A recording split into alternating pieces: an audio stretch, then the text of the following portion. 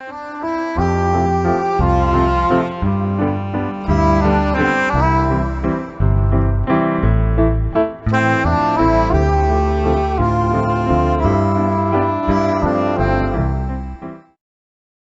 스님은 인생의 터닝포인트가 무엇이었나요? 2023년 6월 17일 아이넵 4일째 농사체험 요양병원 JTS 소개. 안녕하세요. 오늘은 아이넵 방문단이 정토회 견학을 시작한 지 4일째 날입니다. 새벽 4시에 기상하여 다 함께 새벽 예불을 하며 하루를 시작했습니다. 모두 테라바타의 예식을 하는 스님들이지만 아이넵 방문 기간에는 정토회 방식으로 새벽 기도를 하고 있습니다. 기도를 마친 후 6시부터 농사체험을 하는 시간을 가졌습니다. 아이넵 방문단은 따뜻한 죽으로 아침 식사를 하고 밭으로 나갔습니다. 스님과 농사팀 행자들은 30분 일찍 앞밭으로 나와서 울력을 준비했습니다. 아이넵 방문단과 함께할 울력은 감자 수확입니다. 방문단이 도착하면 감자를 수확할 수 있도록 비닐을 걷어냈습니다. 6시가 되자 승복 위에 장화, 앞치마, 장갑을 갖춰 입은 동남아 스님들이 활짝 웃으며 밭으로 걸어왔습니다. 스님도 활짝 웃으며 반갑게 맞이해 주었습니다. 어서 오세요. 아이넵 방문단이 모두 도착하자 밭에 동그랗게 둘러섰습니다. 농사 담당 행자님이 감자를 수확하는 방법을 설명해 주었습니다. 스님은 한 가지 과제를 주었습니다. 일을 하면서 자기 동작에 깨어 있어 보세요. 그리고 종소리가 들리면 하던 일을 멈추고 1분간 명상을 합니다. 예스. 네. 일을 시작하기 전에 명심문을 함께 외쳤습니다. Everything has its place. 만물에는 제 자리가 있습니다. 관리기가 땅을 뒤엎자 감자가 우수수 모습을 드러냈습니다. 관리기가 지나가면 곧바로 아이넵 참가자들이 호미로 감자를 골라냈습니다. 보물이라도 줍듯 모두 신나는 얼굴이었습니다. 사람이 많아서 순식간에 감자가 사라졌습니다. 밭일을 많이 해보지 않은 참가자들이 눈에 보이는 감자만 줍고 말자 스님이 다시 한번 설명해 주었습니다. 이렇게 호미로 땅을 덮어서 감자를 찾아야 해요. 단, 감자가 다치지 않게 조심해야 해요. 아이넵 참가자들이 감자를 한쪽에 모아두면 한국인 봉사자들이 크기별로 상자에 담았습니다. 신나게 감자를 줍고 있는데 갑자기 종소리가 울려 퍼졌습니다. 모두 하던 일을 멈추고 지금 여기에 집중해 보았습니다. 1분 후 다시 종소리가 들리자 멈추었던 밭이 다시 살아 움직였습니다. 순식간에 7고랑의 감자를 수확했습니다. 감자 상자는 트럭으로 옮겨 실었습니다. 7시가 되어 울력을 마쳤습니다. 울력이 길어지면 참가자들이 힘들어할 것을 염려해 스님이 딱 1시간만 울력을 하도록 했습니다. 밭을 떠나기 전 감자를 하나씩 손에 쥐고 감자를 외치며 기념사진을 찍었습니다. 사용한 도구와 장화는 빗물에 깨끗이 씻어 원래 있던 제자리에 두었습니다. 농사일을 처음 해보는 참가자들은 울력을 하는 과정을 놀이처럼 재미있어 했습니다. 힘들지 않았어요? 재밌었어요. 더 할 수 있어요. 농사일을 마치고 비닐하우스를 둘러본 후 두북 수련원으로 돌아왔습니다. 재활용 운동을 하고 있는 살리고 센터를 둘러보고 유통 담당자에게 설명도 들었습니다. 동남아 스님들은 각양각색의 재활용 물품들과 두북 수련원에서 생산한 농산물에 대해 매우 관심이 많았습니다. 재활용이고 지구를 살리는 환경운동이 된다는 설명에 모두가 공감하며 다양한 재활용 물품들을 구경한 후 강당으로 들어왔습니다. 오전 9시 30분부터는 바루공양을 했습니다. 스님은 식사를 하기 전 동남아 스님들을 배려해서 너무 빨리 식사하지 않도록 안내했습니다. 동남아에서 온 스님들은 바로 공양이 오늘 마지막 식사이니까 천천히 그리고 많이 드세요. 오늘 일을 해서 더 배가 고플 거예요. 동남아 스님들은 환한 미소를 지었습니다. 평소에 공양을 하는 시간보다 2배도 더 오래 식사를 했습니다. 퇴수통에 담긴 물에 늘 찌꺼기가 보였는데 오늘은 깨끗했습니다. 식사를 마치고 스님이 잠시 후 방문할 예정인 자재병원에 대해 소개해 주었습니다. 아침에 농사일은 할만했어요. 테라바타. 스님들은 평소에 일을 안 하시는데 힘들지는 않았어요. It's okay, it was fun. 괜찮습니다. 재밌었어요. 우리가 오늘 첫 번째로 가볼 곳은 자재병원입니다. 비구니 스님 한 분이 죽어가는 사람을 돌보는 호스피스 활동을 아주 작은 규모로 시작했고 30년 동안 노력해서 누구의 도움도 없이 큰 병원을 일구었습니다. 도움을 전혀 안 받았다는 말은 큰 절이나 종단에서 지원하지 않고 오직 자원봉사자들을 모아서 개인이 일구어냈다는 뜻입니다. 그래서 여러분도 한번 방문해 보는 것이 좋겠다고 생각해서 오늘 함께 가보려고 합니다. 그 비구니 스님이 정토회의 멤버가 되어 활동을 하다가 출가를 했기 때문에 단체의 이름을 정토마을이라고 붙였습니다. 병원이 정토회와 상호 우호적인 관계이기는 하지만 정토회는 아닙니다. 정토회에서 농산물을 많이 수확하면 그 병원에 나눠주는 경우도 있습니다. 왜냐하면 병원에는 많은 사람들이 생활하고 있어서 식재료가 많이 필요하기 때문입니다. 그리고 여러분들이 한국에 오셨으니까 부산에 가서 바다를 한번 보셔야 하지 않겠습니까? 특히 부탄에서 오신 분들은 꼭 바다를 보셔야 해요. 부탄에는 바다가 없잖아요. 바루공양을 마치고 스님은 비구 스님들에게 면도기가 필요한지 물어보았습니다. 이건 제가 쓰는 면도기예요. 일회용 날이지만 10번은 쓸 수 있어요. 필요하면 제 것을 빌려드릴게요. 아직 괜찮습니다. 11시에는 비구니 스님이 모금을 하여 세운 병원인 자제병원으로 출발했습니다. 스님은 가는 동안 버스 안에서 대화를 나누려고 했지만 대부분 자고 있었습니다. 스님은 마이크를 내려놓았습니다. 일을 해서 피곤한가 봐요. 2013년 개원한 정토마을 자제병원은 그동안 말기암 환자 등을 돌보는 호스피스 요양병원으로 운영됐으며 최근에는 입원형 16병상과 호스피스 완화 의료 병동 25병상을 갖춘 호스피스 전문 병원으로 확장을 했습니다. 병원에 도착하자 이사장을 맡고 있는 능행 스님이 반갑게 아이넷 방문단을 맞이해 주었습니다. 교육관 강당에서 차담을 나누며 능행 스님과 대화하는 시간을 가졌습니다. 먼저 스님이 능행 스님을 소개했습니다. 저희가 도착한 이곳은 정토마을 자제병원입니다. 원래 호스피스 병원으로 시작했습니다. 옆에 계시는 비구니 스님이 창립자이자 원장이십니다. 여기에 오신 분들은 국제참여불교 네트워크에 소속된 분들입니다. 남방 불교에서는 비구니 제도가 없습니다. 그래서 비구니 스님들이 운영하는 도량인 운문사를 어제 방문했는데 오늘은 비구니 스님이 하는 사회 활동을 살펴보려고 이곳에 방문하게 됐습니다.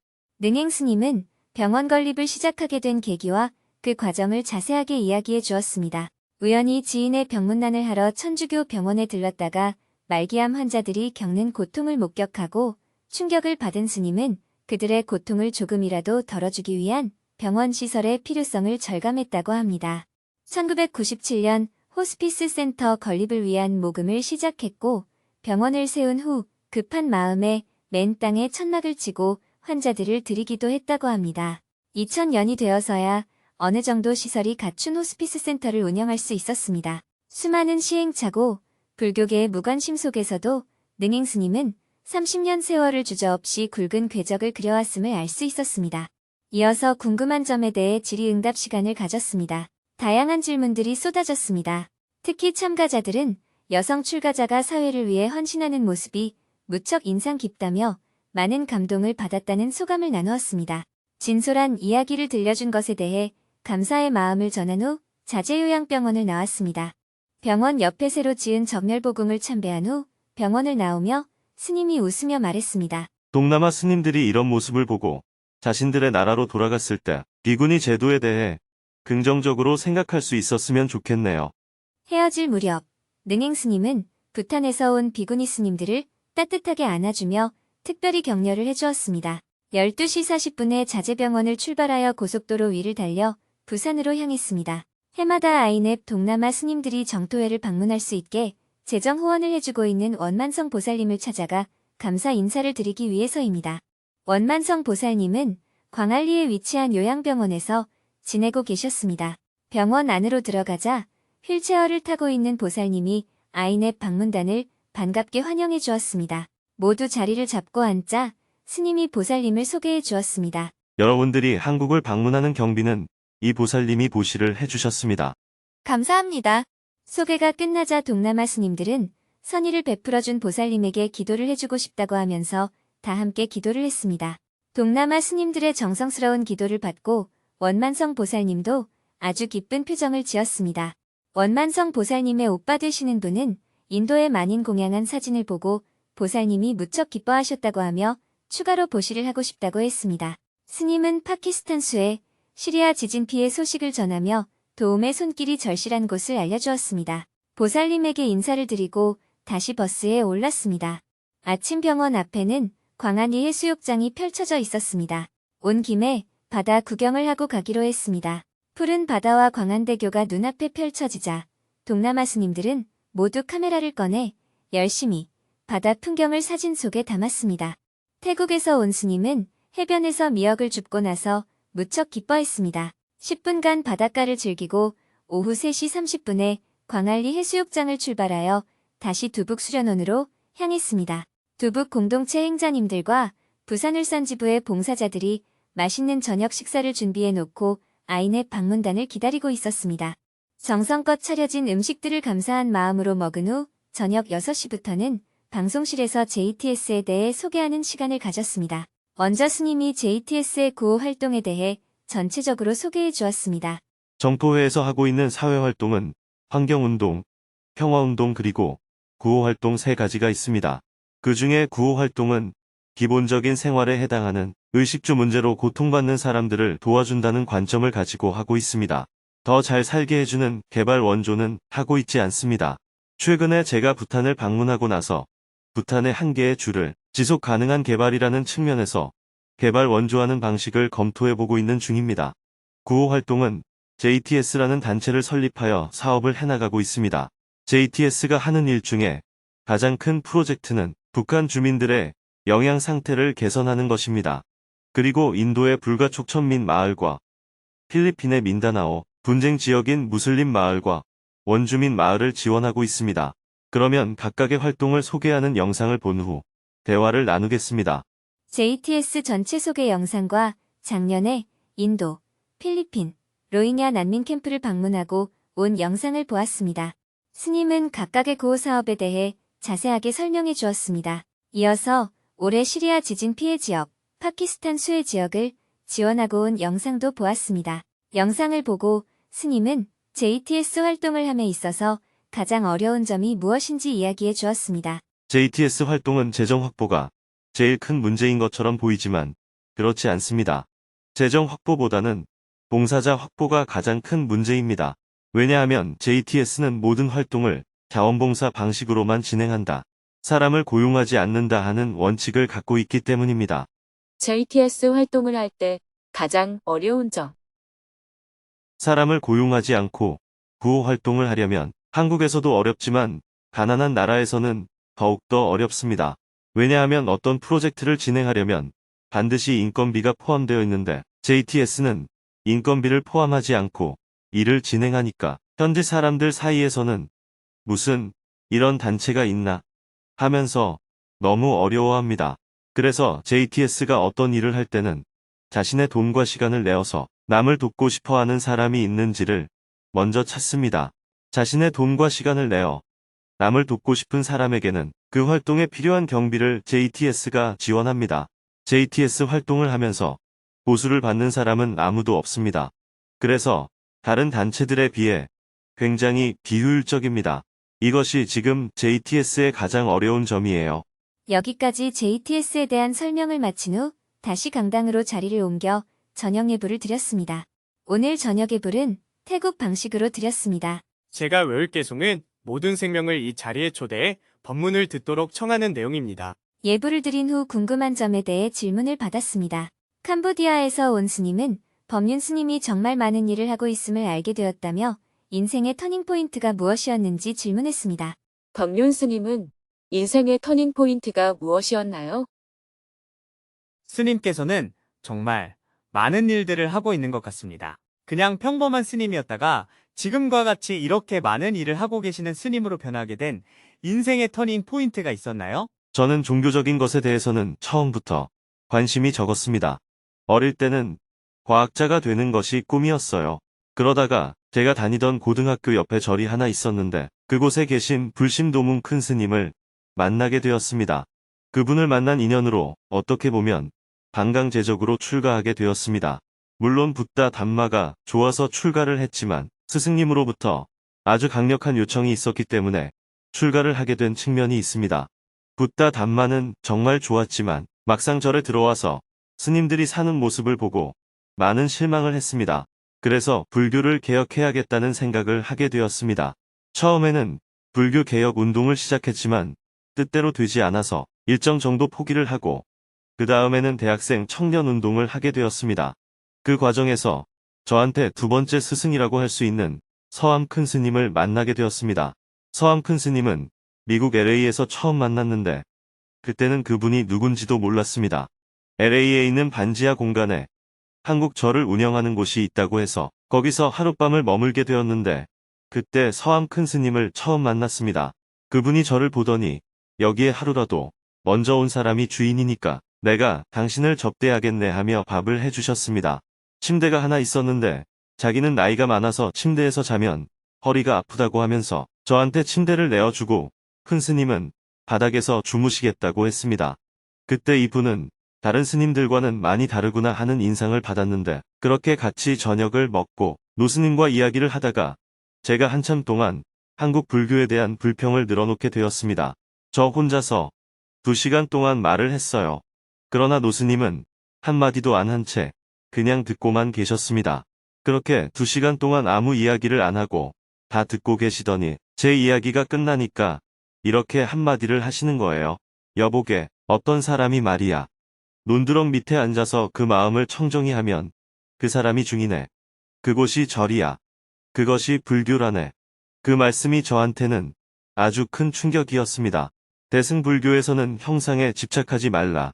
모양에 집착하지 말라. 상에 집착하지 말라 이런 내용들이 가장 핵심적인 가르침입니다.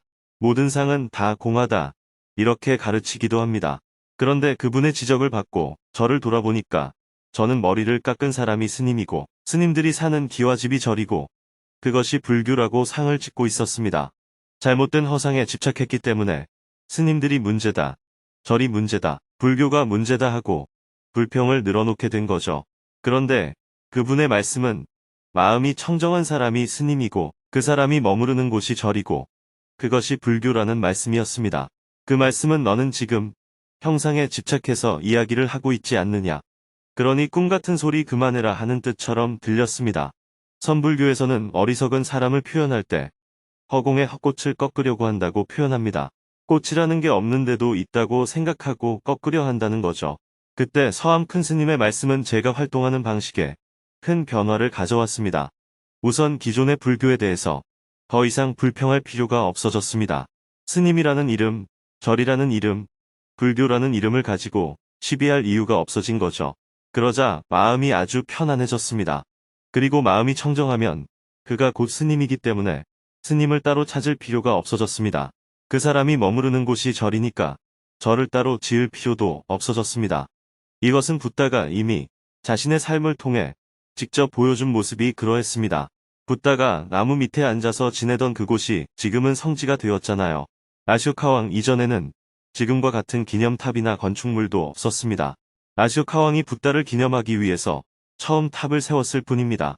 또 스님들이 사는 집을 지은 것도 불멸 후 500년이 지난 다음이었습니다. 누구라도 마음을 청정히 하면 그 사람이 스님이고 어느 곳이든 우리가 단말을 이야기하는 곳이 곧 절이기 때문에 이것보다 쉬운 게 없었습니다. 준비할 게 아무것도 없으니까요. 그래서 저는 가정집에 모여서 단마에 대해서 이야기를 나누었습니다. 정토회는 처음에 가정집에서 시작했어요. 그러다가 모이는 사람들이 점점 많아졌습니다.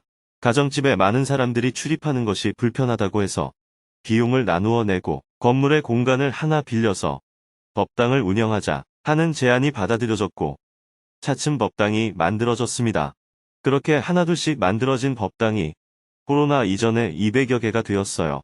그렇게 만들어진 법당이 전법을 하는데 중요한 근거지가 되었습니다. 그러다가 코로나 팬데믹이 일어나고 사람들이 모일 수가 없으니까 200여 개의 법당을 모두 없애고 온라인으로 전환했습니다. 즉, 각자 자기가 사는 집을 절로 만들자는 취지였습니다.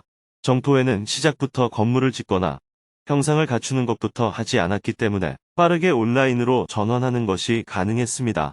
이런 바탕 위에 만들어진 것이 정토회이기 때문에 저는 정토회 멤버들을 신도라고 부르지 않고 수행자라고 부릅니다. 이렇게 승단을 개혁하려고 하다가 멈춘 것이 오히려 새로운 불교 운동을 시작한 계기가 되었습니다. 종단을 개혁하려면 일단 비판하는 데에 많은 에너지를 들여야 합니다. 그러나 정토회가 그동안 해온 일은 새로운 모델을 만드는 일이었습니다. 그 모습을 보고 사람들이 좋다는 판단이 들면 따라오도록 하면 되는 일이기 때문에 종단을 시비할 일이 없었습니다. 저를 출가시킨 불심도문 큰 스님은 당시 불평하는 저를 보고 이렇게 말씀하셨습니다. 탑 앞에 소나무가 되어라. 이 말은 무슨 뜻일까요? 어린 소나무가 탑이 자기를 가린다고 불평만 하는데 어린 소나무가 크면 소나무의 그늘이 탑을 가리게 됩니다. 탑 앞에 소나무가 되라는 말은 탑을 시비하지 말고 자신을 성장시키라는 말입니다. 쉬운 말로 하면 남에 대해 이야기하지 말고 너나 잘하라는 뜻이죠. 이것 말고도 제 인생의 터닝 포인트는 한 번만 있었던 게 아니라 여러 번 있었습니다. 그러니 우리가 어떤 일을 하다가 실패하는 것이 꼭 잘못이라고 할 수가 없습니다. 실패를 한 것이 오히려 더 좋은 방법을 찾는 계기가 되기도 합니다. Thank you. 스님의 이야기를 듣고 깊은 감명을 받은 아이넷 방문단은 박수갈채를 보냈습니다. 대화가 점점 깊어가는 가운데 잠자리에 들 시간이 되었습니다. 오늘은 여기까지 이야기하고 내일 서울 올라가서 또 이야기 나눕시다. 아이넷 방문단의 4일째 일정을 모두 마쳤습니다. 오늘도 긴 하루였습니다. 내일은 새벽에 두북 수련원을 출발하여 서울로 이동한 후 정토사회문화회관을 둘러보고 오후에는 외국인 노동자, 불교 NGO 활동가와 불교 언론인, 정토회 활동가들을 차례대로 미팅하고 저녁에는 스님과의 대화 시간을 가질 예정입니다.